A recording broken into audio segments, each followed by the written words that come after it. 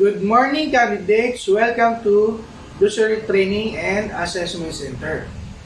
Here in Mabuhay Homes, 2000 Phase 5, Salawag, Dasmariñas, Cavite. This is accredited by test. Before we start, let us all stand and let us pray. Praying Father, the Son, the Holy Spirit. Amen. Okay. Prior to today's assessment, I inspected the tools and equipment here, and I'm pleased to confirm that everything is complete and ready for the assessment. As everything is prepared, we will proceed with the assessment here today. Okay, by the way, my name is Mr. Ray J. S. Ochea, your assessor for driving in C2. Today is April 1, 2024. The assessment will take place from 8 a.m. to 5 p.m. May I acknowledge the presence of the assessment center manager, Ms. Kate Cavantol, and our TESDA representative, Ms. Karel Ramos. Good morning. Please don't be intimidated by their presence, as they are here to oversee the proper conduct or execution of the assessment and not to assess you. Okay? Alright. I received the assessment package from Ms. Karel Ramos. Thank you. Thank you very much, Ms. Karel Ramos. Before we begin the assessment, I will kindly take attendance. Alright, good morning again, candidates. Before anything else, I would like to know who are present today. Please sign an attendance sheet and show me your admission slip. Vehicle number 1, Mr. Edward Manase. Okay, please kindly sign. Okay, Vehicle number 2, Mr. Reniel Amistoso. Please, kindly sign. Okay. So, thank you everyone. So, there are 10 of you present today for national assessment. Okay. As you can observe, we have a CCTV camera in our assessment area. Please note that this recording is for training purposes and is in accordance with Privacy Act. I have the consent form with me right now. Okay. I kindly request to fill it out, granting me the necessary guidance and authority. Please rest assured that your information will be treated with the utmost confidentiality. Okay, please pass. Please pass. Okay, thank you so much. And I have here accomplished self-assessment guide that indicating you can perform all the units of competency enumerated in your qualification. The national assessment is being conducted so that if you prove to be competent, you will be given a national certification for your qualification. This certification is recognized abroad and can be used by those wanting to work in other countries. Siyempre, also the national certification is used to be credited to your further studies or for promotion. Today, I'm going to conduct the competency assessment for driving and C2. The assessment will cover the core competency. You will be assessed against the competency standard to see if you are all meet the requirements. The core competency of driving and C2 is carry out minor vehicle maintenance and servicing. The next one is drive light vehicle. And the third one, obey and observe the traffic rules and regulations. And the last part is implement and coordinate accident emergency procedure. And we have the assessment method for driving NC2. we have three parts you will be assessed by. Okay, the first part is the written exam. Consists of 50 items. And you need to take the test within 1 hour.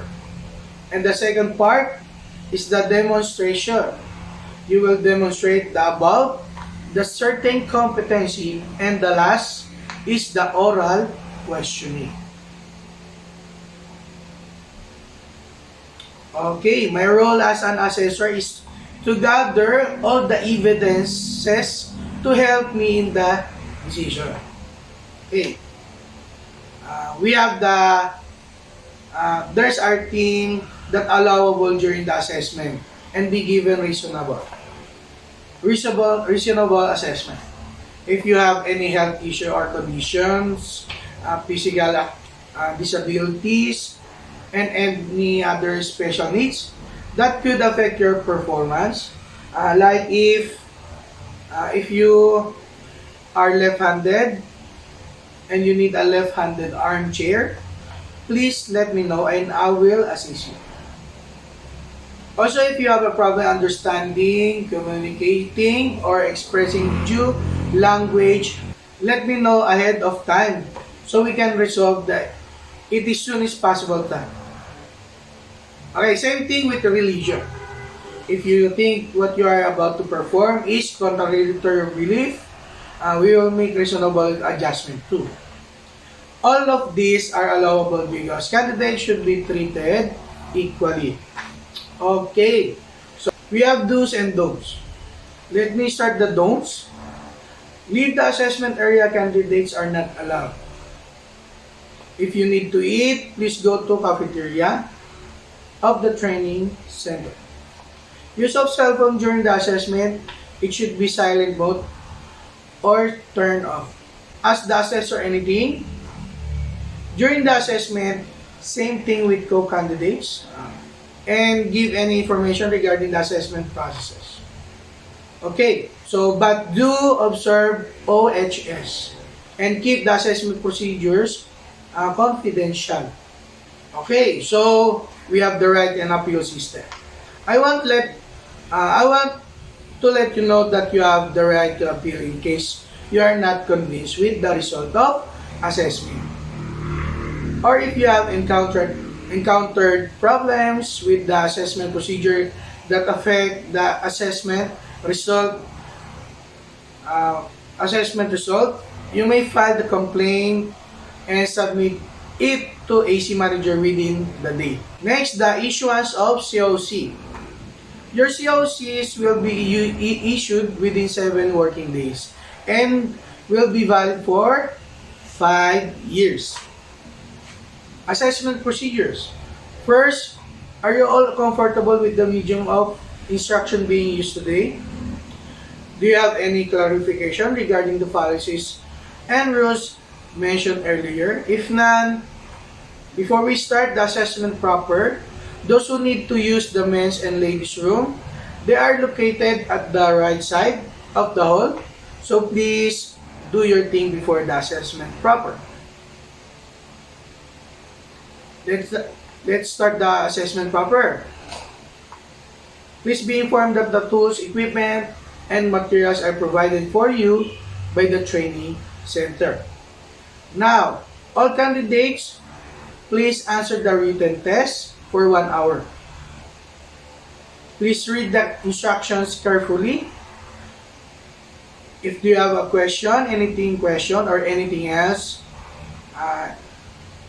if none, and you may start now.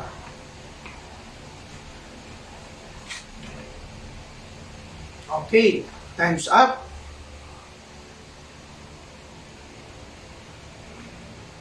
Next, we have the demonstration. Let us start with the demonstration. You are going to demonstrate carrying out of minor vehicle maintenance and servicing. You are given 3 hours to finish the task.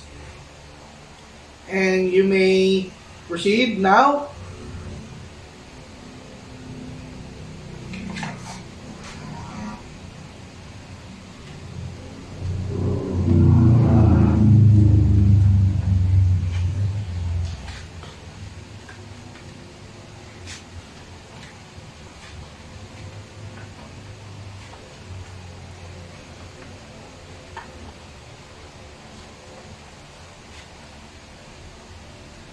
Okay. Time's up.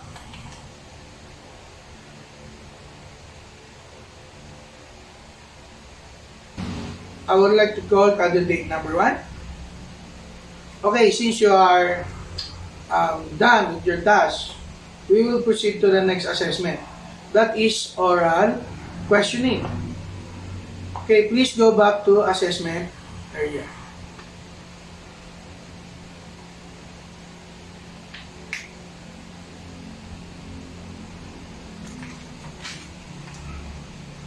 Okay, candidate number 1. Question, what are the common causes of road accident? Okay. Yeah. Okay. Okay, that's right. The common causes of road accident is speeding, distracted driving such as texting or using phone while driving or under influence of alcohol or drugs. Tama. Reckless driving or failure to obey traffic laws. Okay, that's right. Okay, candidate number 1, please proceed to holding area. Okay, I would like to call candidate number 2. Okay, since you are done with your task, we will proceed to the next assessment. That is oral question. Please go back to assessment area. Okay, candidate number 2. You may proceed to proceed to oral questioning. Question number 1. What are the safety precautions to take before starting the journey? Okay, next question. What is defensive driving and why it is important? Okay. Okay, please proceed to holding area.